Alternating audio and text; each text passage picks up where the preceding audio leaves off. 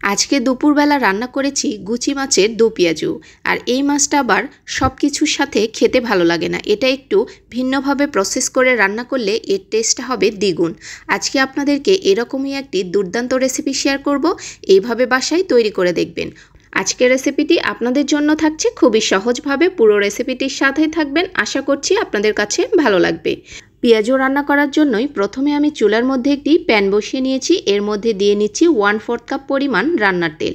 এরপর আমি দিয়ে নেব পেঁয়াজ কুচি, আর পেঁয়াজ কুচির পরিমাণটা এখানে একটু বেশি করেই নিতে হবে। আমি এখানে 1 কাপ পরিমাণ পেঁয়াজগুলোকে মিহি করে কেটে নিয়েছি। তো এখন পেঁয়াজগুলোকে একটু হালকা গোল্ডেন কালার করে ভেজে নেব। নাড়াচাড়া করতে করতেই দেখবেন পেঁয়াজের কালারটা চেঞ্জ হয়ে আসবে। তো কিছুক্ষণ মিডিয়াম আঁচে আমি পেঁয়াজটাকে হালকা ব্রাউন কালার করে ভেজে নিয়েছি। তো দেখুন সবগুলো পেঁয়াজের কালার চেঞ্জ হয়ে গেছে। এই পর্যায়ে এখন পেঁয়াজের মধ্যে আমি কিছু মশলা ব্যবহার করব। তো প্রথমেই দিয়ে নিচ্ছি স্বাদমতো লবণ। মাছ যতটুকু নেবেন সেই অনুযায়ী মশলার পরিমাণটা এখানে ব্যবহার করতে হবে। এরপর দিয়ে নিচ্ছি হলুদের গুঁড়ো 1/2 চা চামচ পরিমাণ, লাল মরিচের গুঁড়ো নিয়েছি 1/2 চা চামচের থেকে একটু বেশি। একটু ঝালঝাল করলে এর টেস্টটা বেশি ভালো আসে। এরপর দিয়ে নিয়েছি আদা রসুন বাটা 1/2 টেবিল চামচ পরিমাণ। মশলাগুলোকে পেঁয়াজের সাথে একটু হালকা হাতে নেড়েচেড়ে নিচ্ছি। এখন আমি এখানে পানি ব্যবহার করব, কারণ পানি না দিলে চুলো জালটাকে বাড়িয়ে দিলে দেখা যাবে যে মশলাগুলো পোড়া লেগে যাবে। এখন আমি অল্প করে কিছুটা পানি দিয়ে নিয়েছি। এখন চুলা জালটাকে একটু বাড়িয়ে নিয়ে মশলাগুলোকে খানিকক্ষণ কষিয়ে নেব। যতক্ষণ না পেঁয়াজ থেকে তেল বেরিয়ে আসবে ততক্ষণ পর্যন্ত আমি পেঁয়াজগুলোকে কষিয়ে নিয়েছি। দেখুন কালারটাও কত সুন্দর এসেছে।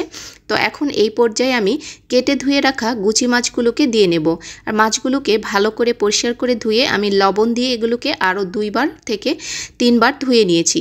তো গুচি মাছ পরিষ্কার করা অনেকটা কষ্টের কাজ, সেজন্য আমি এগুলো বাজার থেকে কেটে এনেছি, বাসায় শুধু টুকরো করে কেটে নিয়েছি। এখন অল্প অল্প করে পানি দিয়ে মাছগুলোকে আরও কিছুক্ষণ কষিয়ে নেব।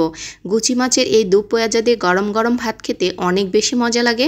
বাসায় যারা যারা ট্রাই করেছেন তারা তো জানেনই, অবশ্যই যারা করেননি তারা একবার হলেও এভাবে করে দেখবেন। তো আরও কিছুক্ষণ এটাকে নাড়াচাড়া করে আমি কষিয়ে নিয়েছি। এখন দিয়ে নিচ্ছি একটু বেশি করেই পানি, কারণ আমি এই পর্যায়ে ঢাকনা দিয়ে ঢেকে মাছটাকে রান্না করে নেব। আমি 3 থেকে 4 বার পানি দিয়ে মাছগুলোকে কষিয়ে নিয়েছি। মাছগুলো মোটামুটি সেদ্ধ হয়ে গেছে। এই পর্যায়ে আমি আরও কিছুটা বেশি পরিমাণে পানি দিয়ে নিয়েছি। এখন উপরে 3-4টা কাঁচামরিচ দিয়েছি। এখন ঢাকনা দিয়ে মাছগুলোকে আমি প্রায় 10 মিনিটের মতো একদমই মিডিয়াম টু লো আঁচে রান্না করে নিয়েছি। পানি পুরোপুরি শুকিয়ে গেছে। এখন আমি আরও কিছুটা নাড়াচাড়া করে নিচ্ছি যাতে কোনো রকম পানি এখানে না থাকে। একদম তেল যখন উপরে উঠে আসবে তখনই বুঝতে পারবেন যে মাছটা হয়ে গেছে। তো আমি এটা চুলা থেকে নামিয়ে নিয়েছি। তো দেখুন কালারটা কি সুন্দর এসেছে, আর এটা খেতেও বেশ ভালো হয়েছে। বাসায় এভাবে ট্রাই করে দেখবেন। আর এটা রান্না করার সময় একটা বিষয় খেয়াল রাখবেন, এই মাছের তরকারির মধ্যে যাতে কোনো প্রকার পানি না থাকে। পানিটা একদম পুরোপুরি শুকিয়ে নামিয়ে নেবেন।